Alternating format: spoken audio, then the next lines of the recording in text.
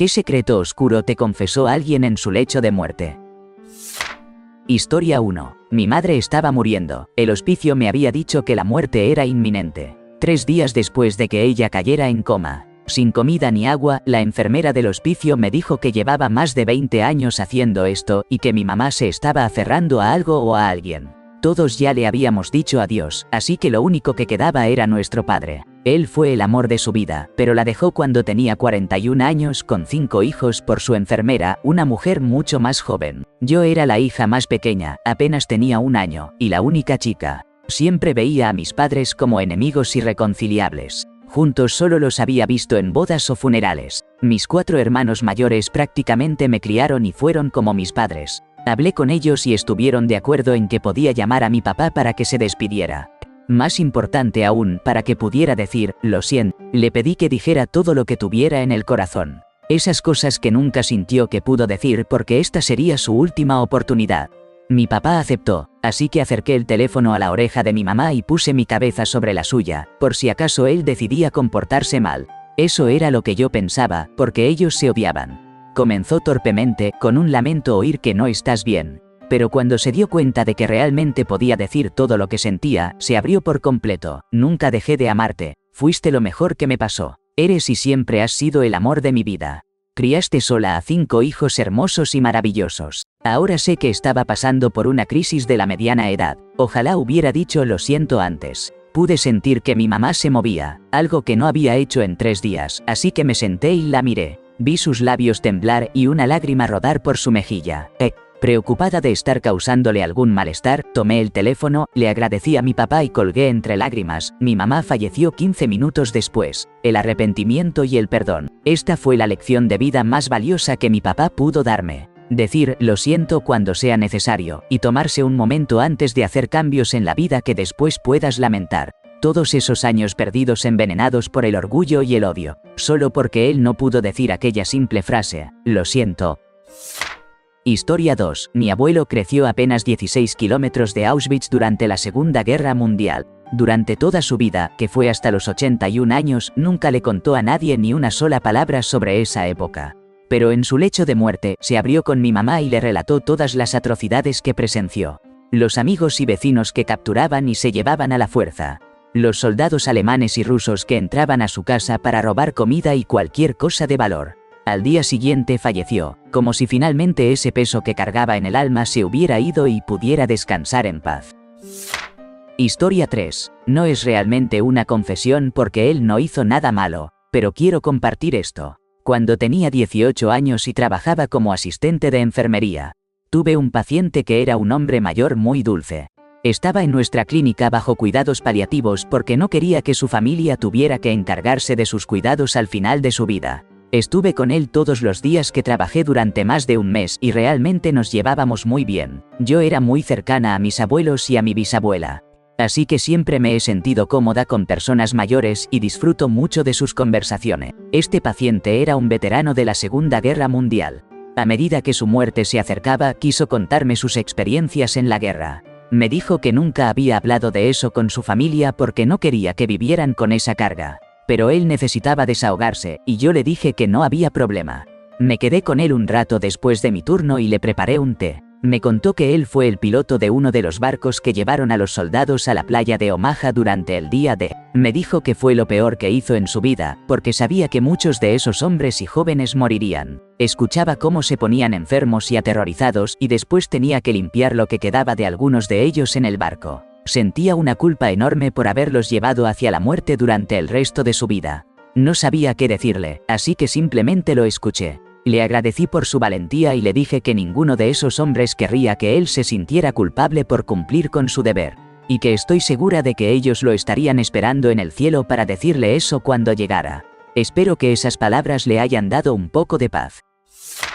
Historia 4. Hace aproximadamente 1 semana antes de que mi mamá emprendiera el viaje sin retorno, me confesó un secreto que había guardado por años. Cuando era niña, un familiar en quien debía confiar y que supuestamente la protegía, la sometió contra su voluntad.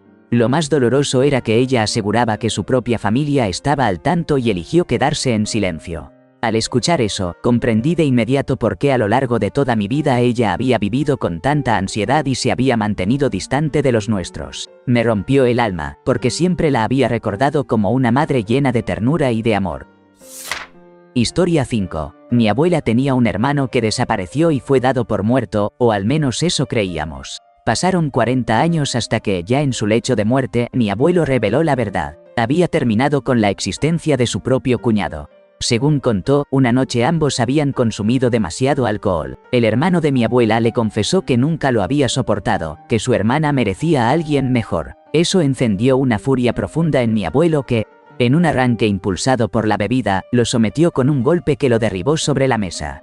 Horas después, al caer en cuenta de la gravedad de sus actos y sin saber cómo enfrentar lo irreversible, llevó el cuerpo al bosque y jamás habló del asunto con nadie. Esto sucedió en un pueblo de la antigua Rusia soviética, un lugar donde las posibilidades de que alguien descubriera aquel silencio enterrado eran prácticamente nulas. Mi abuelo cargó con la pesada culpa de lo ocurrido. Una carga que sostuvo en absoluto silencio hasta el último suspiro. Una verdad sepultada que marcó su vida entera. Historia 6. Cuando mi bisabuelo, con quien compartí gran parte de mi infancia, yacía en su lecho de muerte, soltó una confesión que heló mi sangre. Reveló que nunca llegó a sentir amor por mi abuela.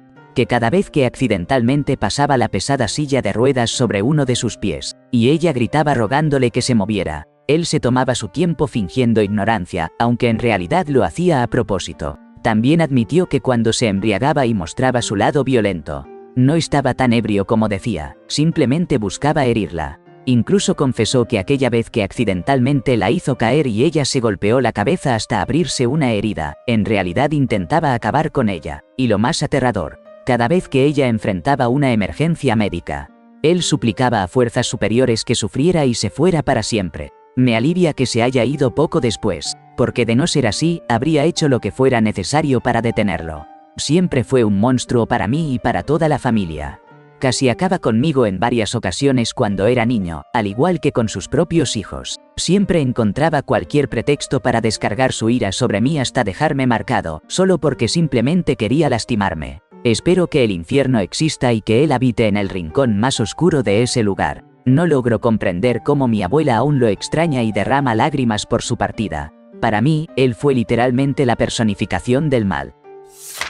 Historia 7. Soy enfermera de trauma en urgencias y una vez llegó un paciente en estado crítico a nuestra sala. Era un hombre de unos 40 años que había sido atropellado por una motocicleta mientras cambiaba una llanta al costado de la carretera. Estaba trabajando, algo así como en mantenimiento vial, tipo A o algo parecido. El motociclista salió proyectado, volando unos 6 metros y perdió la vida en el lugar. El accidente le provocó una amputación completa de la pierna derecha por debajo de la rodilla. Y la pierna izquierda quedó al borde de desprenderse, sostenida únicamente por un delgado tejido. Los paramédicos llegaron en un tiempo récord, literal, en 30 segundos. La colisión fue a solo una cuadra de la estación de bomberos y casualmente ellos la escucharon y corrieron al lugar. Uno incluso subió a la ambulancia para conducirla desde ahí mismo. No es importante que hayan tomado sus equipos. Lo que sí importa es que ya le habían colocado 2 torniquetes y el paciente hablaba con normalidad.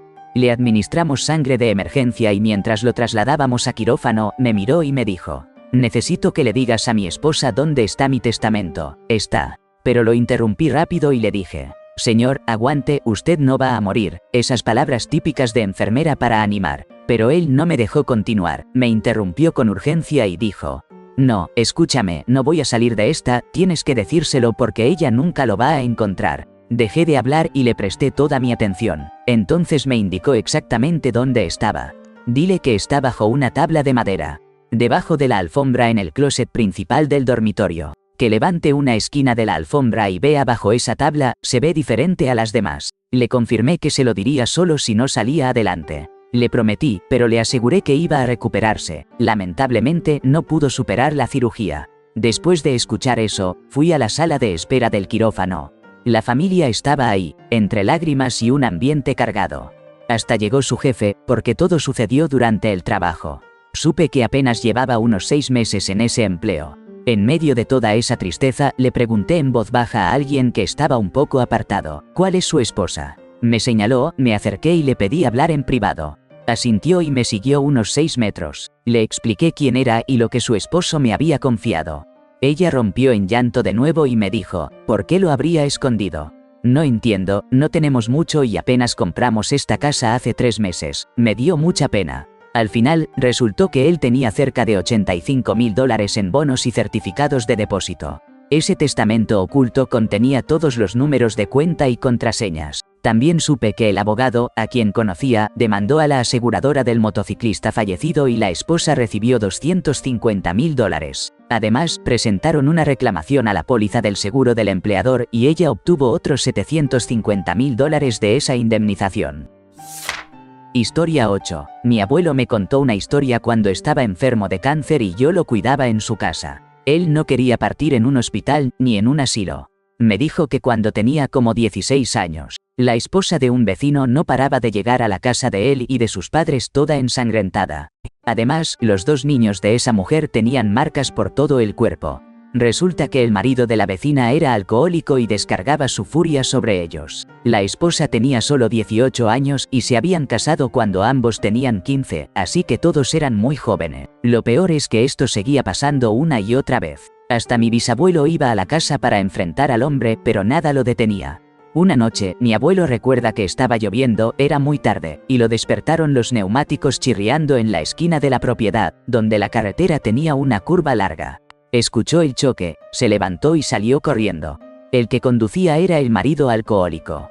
Y cuando mi abuelo se arrastró hasta el lugar y lo vio, supo que estaba muy herido. Dijo que solo se quedó acostado boca abajo, observándolo por casi 1 hora mientras el hombre se iba apagando lentamente. Después volvió adentro, despertó a mi bisabuelo y le contó que el hombre del lado había volcado su auto. Mi bisabuelo solo respondió por fin y se dio la vuelta para seguir durmiendo.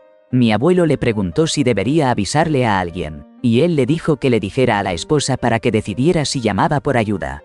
Así que fue, la despertó y le contó que su marido había volcado más adelante y que estaba muerto dentro del coche. Ella le dio el abrazo más fuerte y le dijo, gracias a Dios. Esa mujer después se convirtió en mi abuela.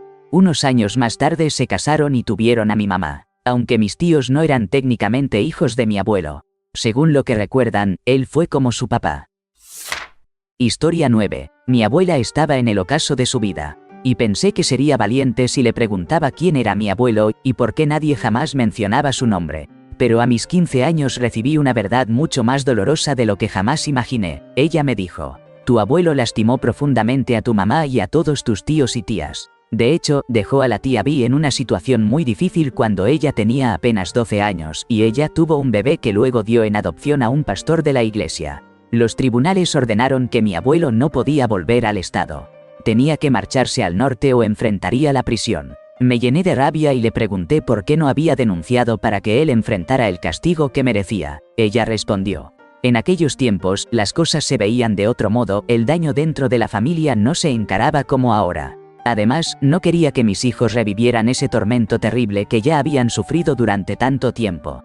Pensé que tenía razón, que no quería que revivieran tanto dolor después de haberlo padecido. Al día siguiente, mi abuela partió. Le conté a mi mamá que había preguntado por su padre. Le dije, mamá, debió ser terrible para la abuela no poder hacer más que expulsar al abuelo del estado. Mi mamá se cubrió el rostro entre lágrimas y me dijo que la abuela siempre estuvo al tanto de lo que ocurría con ellos. Me contó que ella se negó a declarar en su contra, que no colaboró con las autoridades y tampoco permitió que sus hijos hablaran con ellos, por lo que las cortes en realidad no lograron avanzar. ¿Qué diablos pasó? Historia 10. Trabajé un tiempo en cuidados paliativos, acompañando a personas al final de su vida. He vivido varias experiencias peculiares, pero una en especial quedó marcada en mi memoria. Fue con un anciano muy pequeño y frágil, sin familia ni seres queridos, absolutamente solo. En uno de sus últimos días, como de costumbre, me pidió que le hablara un rato. Guardamos silencio por unos momentos y, de repente, sus ojos comenzaron a llenarse de lágrimas. Me miró fijamente y, con voz quebrada, comenzó a relatarme con detalles perturbadores las cosas que había vivido durante la Segunda Guerra Mundial, bajo órdenes estrictas. No quiero reproducir todo lo que contó, pues muchas de sus palabras eran duras de asimilar. Pero hubo episodios clave que me impactaron profundamente. Le habían ordenado que no tomaran prisioneros. Cualquier soldado enemigo que quedara con vida debía ser eliminado con un objeto afilado para ahorrar municiones. Presenció cómo hombres perecían envueltos en llamas cuando un tanque alemán equipado con lanzallamas explotó. Vio repetidas veces cómo un tanque arrollaba a soldados que ya se rendían. Relató la pérdida de uno de sus mejores amigos, marcado por la artillería después de haber cambiado de posiciones. También tuvo que enfrentarse a la terrible tarea de revisar montones de cuerpos infantiles para detectar la presencia de bombas antes de que fueran incinerados. Estos relatos quedaron tatuados en mi mente, mostrando un rostro de la guerra que pocas veces se menciona, lleno de horror y un sufrimiento tan profundo que aquel hombre llevó consigo hasta su último suspiro. Historia 11. Un día llegó un amigo del trabajo y me contó: sí, mi bisabuela falleció. Estamos en el Medio Oeste, y esta bisabuela había llegado a los 100 años. Había tenido a su hijo a los 17, su hija a los 18, y la siguiente generación a los 16. Si no me equivoco con los cálculos, creo que mezclé un poco las edades por la rapidez con que se sucedían las generaciones. Luego me confesó que la razón por la que nunca regresó a Kentucky era porque había terminado con la existencia de 3 de sus 7 esposos, dándoles de comer vidrio molido. Pero no eran hombres buenos, al contrario. Eran personas que ejercían una gran crueldad y a quienes nadie lamentó, por lo que nunca hubo una investigación al respecto. Historia 12. Una enfermera relató una historia sobre una señora mayor que se encontraba en su lecho de muerte. La mujer confesó que no podía evitar percibir la presencia de un joven niño negro en su habitación. Recordó que, cuando ella misma era niña, movida por un sentimiento de envidia hacia el vestido de una de las hermanas de aquel niño, decidió vengarse acusándolo de una injusticia para cubrir sus celos. Como consecuencia de aquella acusación, el niño sufrió un castigo cruel y humillante en público, justo ante la mirada implacable de ella. Ahora, al final de sus días, la señora le preguntó a la enfermera si podría alcanzar el perdón por su acto. La enfermera le respondió con honestidad: solo ese niño tiene la última palabra sobre si puede ser perdonada o no. Historia 13. Había un tipo que antes formaba parte de una pandilla bastante conocida en nuestra zona, y era el encargado de imponer respeto a la fuerza. Estaba muriéndose de cáncer y los doctores le habían dado menos de 2 semanas de vida. Antes de irse, confesó que había hecho desaparecer a varias personas y quería que sus familias las pudieran hallar, así que les dijo dónde había enterrado los cuerpos cerca de ahí. Lógicamente, la policía se involucró inmediatamente. Lo curioso es que nunca salió en las noticias. Me imagino que él pidió que todo quedara en silencio para no dañar la imagen de la pandilla. Historia 14. Durante unas vacaciones de la universidad, pasé algunas semanas con una amiga en su pueblo natal. Su abuelo estaba muriendo, así que gran parte del tiempo lo dedicamos a estar con él. A veces estaba lúcido, pero en otras ocasiones parecía que veía y escuchaba cosas que no estaban ahí, o se perdía en recuerdos de tiempos antiguos. Él había servido en la Marina durante la Segunda Guerra Mundial, y según su relato, estuvo en una isla entre Hawái y Japón. Su grupo tenía la misión de espiar al ejército japonés, y ellos no tenían idea de que había soldados estadounidenses escondidos en ese lugar. Nos contó que su equipo vio aviones japoneses dirigirse hacia Pearl Harbor, pero no pudieron alertar sobre el ataque porque eso hubiera revelado su posición. Sus superiores no permitieron que avisaran a la isla, ya que para ellos era más importante mantener en secreto la ubicación del grupo para fines de espionaje. Claro que no tengo manera de comprobar si todo eso fue verdad, pero me quedó grabado que él estaba consumido por la culpa al contarnos esta historia. Historia 15. No estuve presente cuando sucedió esto, pero trabajo con personas que laboran en cuidados paliativos, y un hombre que moría de cáncer con toda su lucidez intacta le confesó a una compañera de trabajo que, hace décadas, él y su primo terminaron con la existencia de una mujer. Sospechaban que ella tenía poderes oscuros, así que una noche la acecharon en un camino de tierra y le arrebataron la vida. Muchos piensan que este tipo de crímenes pertenece a épocas muy lejanas, pero la realidad es que todavía suceden. Historia 16. Mi abuelo huyó de su país durante la Segunda Guerra Mundial y terminó en Alemania. Me contó que luchó al lado del ejército de Estados Unidos antes de venir a vivir aquí, y más adelante volvió a servir durante la Guerra de Corea. Recuerdo que, ya en su lecho de muerte, me mencionó que él se encargaba de perros entrenados para atacar personas. No profundizó mucho más conmigo, pero lo que sí encontré fue una vieja foto en blanco y negro donde aparece agachado junto al pastor alemán más enorme y robusto que he visto en mi vida. Hoy, 80 años después, yo también tengo un pastor alemán. Historia 17. La historia de mi familia es un poco enredada. Mi papá partió el año pasado y, apenas un mes después, falleció una de sus primas. Pero antes de irse, ella le reveló a mi mamá que mi abuelo paterno llevaba una familia oculta. Ella fue la última en enterarse y sentía que alguien debía cargar con ese saber. Resulta que mi papá también estaba al tanto y había decidido guardar ese secreto hasta su último respiro. Le había prometido a su mamá mantenerlo en silencio cuando ésta se encontraba en sus últimos días. La prima se enteró porque, en los años 50, el abuelo hizo una escala para dejar algo de dinero a esa otra familia, justo después del funeral de mi tía, y ella estaba en el auto cuando eso sucedió. Mi mamá y yo armamos el rompecabezas. Rastreamos esa rama desconocida y logramos establecer contacto. Ellos se mostraron tan sorprendidos como nosotros. Gente de buen corazón. Al final, resulta que mi media prima es una cantante de gospel bastante reconocida. No es precisamente una historia sombría, pero la uso de ejemplo cuando digo que las familias sureñas se sostienen con secretos y medias verdades. Historia 18. Mis padres fumaban y mi mamá realmente quería dejarlo, pero sentía que no podía hacerlo sola, así que convenció a mi papá de que él también dejara el hábito. Él dejó de fumar hace 43 años, este año cumple 80. Ella intentó una y otra vez, aguantando unos días o tal vez 1 o 2 semanas, pero nunca lograba mantenerlo por mucho tiempo. Falleció 13 años después por causas que no tuvieron nada que ver con el tabaquismo, pero sin nunca haber dejado de fumar. Una de las últimas cosas que le confesó a mi papá fue: todas esas veces que traté de dejarlo y aguanté días o semanas. En realidad nunca duré ni un solo día. Han pasado 30 años y todavía la extraño. No es algo que me inquiete todo el tiempo, pero siempre que recuerdo esto no puedo evitar llorar, incluso ahora mismo. Historia 19. Se dice que mi bisabuelo, con quien ni yo ni mis padres tuvimos contacto en vida, confesó haber dirigido un campo de concentración en Polonia durante la Segunda Guerra Mundial. Al parecer, logró escapar a Estados Unidos cambiándose el nombre y tenía la intención de llevar ese secreto a la tumba, pero al final decidió contarlo en sus últimos momentos. ¿Será cierto todo eso? Solo es un relato que corre en la familia. Lo que sí sabemos es que él fue un inmigrante alemán y que el periodo histórico coincide. Hoy en día, nosotros nos esforzamos por denunciar y oponernos a las acciones de esos antepasados de esa rama familiar.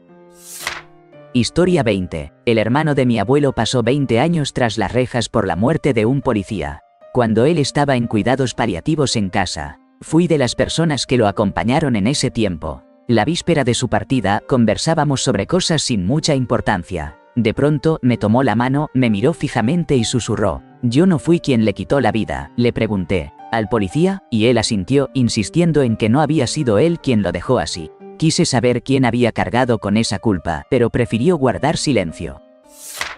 Historia 21. Mi madre falleció de manera inesperada. Cuando tuve que ir a su casa para revisar sus pertenencias, encontré sus diarios, repletos de fotografías y dibujos. Descubrir esa caja marcó el comienzo de 2 años de terapia. Siempre supe que mi infancia había estado lejos de ser feliz. Tengo tantos recuerdos, pero mi mamá solía minimizarlos, incluso llegaba a decir que estaba confundida, que tomaba vivencias ajenas como si fueran mías. Así que toparme con sus diarios fue una experiencia agridulce. Por un lado, confirmaban las sospechas que albergaba. Por otro, revelaban acontecimientos de los que ni siquiera tenía conciencia. Lo más doloroso era entender que ella fue la arquitecta de todo aquel tormento, y que, para colmo, sacó provecho de ese tipo de maltrato.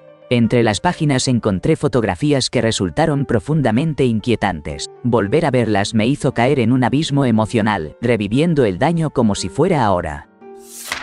Historia 22. No fue una confesión en el lecho de muerte, pero durante toda su vida, mi abuela decía que había nacido en 1896. Eso significaba que mi tío mayor había nacido cuando ella tenía 17 años. Sin embargo, después de que ella falleció, encontraron su acta de nacimiento real y resultó que en realidad nació en 1898. Esto quiere decir que mi tío nació cuando ella apenas tenía 15 años. 4 meses después de haberse casado con mi abuelo, quien tenía 30 años. La verdad me parece muy incómodo pensar que un hombre de 29 años estuviera teniendo relaciones con una niña de 14. Ahora entiendo por qué ella quiso ocultar esa parte de su historia. Historia 23. Cuando mi abuelo era adolescente, una vaca le dio una patada justo en la entrepierna. Tiempo después se enteró de que era infértil, pero esperó a que el matrimonio arreglado con mi abuela estuviera completamente confirmado antes de contarle a alguien de su familia política. Resulta que en otra ocasión, cuando reveló ese detalle demasiado pronto, perdió una propuesta de matrimonio. Como querían tener hijos, mi abuelo hizo un trato con su hermana. Permitir que su marido estuviera con mi abuela hasta que ella quedara embarazada. Ahí nació mi papá, y un año después llegó mi tía. Mis abuelos y mis tíos hicieron un pacto. La última persona viva de los 4 sería la encargada de contarle a la familia toda la verdad. Pero cuando se popularizaron las pruebas de ADN, nos dimos cuenta de que las cuentas no cuadraban. Así que le preguntamos a mi abuela, la última de los 4 aún viva, qué significaba todo eso. Y finalmente nos reveló la historia completa. De no ser por eso, se habría ido sin decirnos nada, y hubiéramos quedado completamente en la oscuridad.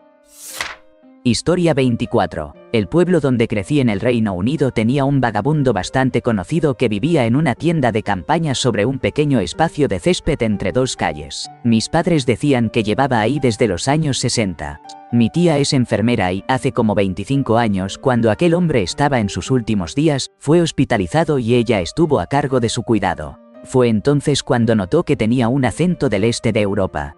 Él le confesó que originalmente era de Polonia y que había llegado al Reino Unido después de la guerra usando documentos falsos. Durante la guerra, había estado en las SS y fue guardia en el campo de concentración de Sobibor. Nunca sé si vivir en esa tienda fue para él una especie de penitencia por su pasado. Lo único que sé es que, si todo eso era verdad, ahora ese hombre está pagando en el infierno.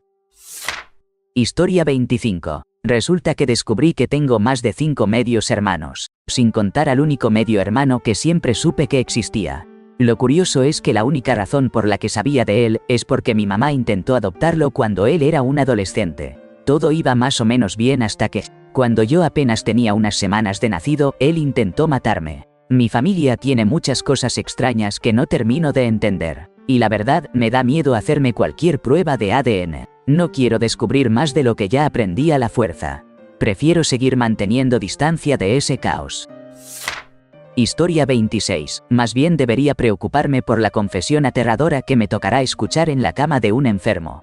Mi mamá, su hermana, mi tía y el hombre que al final se volvió mi tío, a quien llamaré Germain, eran inseparables en sus 20 años. Con el tiempo, los dos se casaron y tuvieron hijos, mientras que mi mamá decidió vivir con un sociópata. Cosas de la vida. Avancemos más de 30 años. Yo salgo como una mezcla entre Germain y mi mamá. Tengo sus pómulos y la forma del rostro de ella. Compartimos el gusto por todo lo divertido y también por lo serio, pero lo curioso es que no tengo una enfermedad genética que, sin duda alguna, debería tener por parte de quien me dicen que es mi padre biológico. Cuando le mencioné esto a mi mamá, simplemente cambió de tema, así que, esto promete ser bastante interesante. Y así cerramos este capítulo de Reddit. Gracias por tu tiempo y tu atención. Ahora ayúdame a decidir el futuro del canal. ¿Qué hilo o tema de Reddit te mueres por ver en un próximo video? Déjame tus sugerencias abajo. No olvides dejar tu like y, si aún no lo has hecho, únete a la comunidad suscribiéndote, estaré leyendo sus ideas. Nos vemos muy pronto.